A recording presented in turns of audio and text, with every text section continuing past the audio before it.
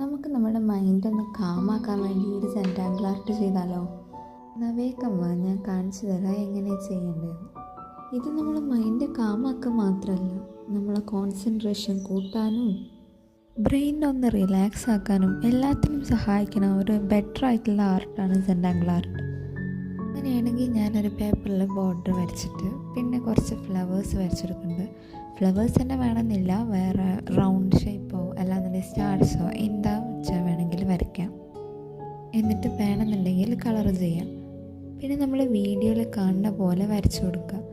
ഇതിലങ്ങനെ തെറ്റുന്ന പ്രശ്നങ്ങളൊന്നുമില്ല കേട്ടോ. എങ്ങനെ വരച്ചാലും അതൊരു ഗുഡായിട്ടുള്ള പിക്ചറായിട്ടേ നിങ്ങൾക്ക് കിട്ടുള്ളൂ.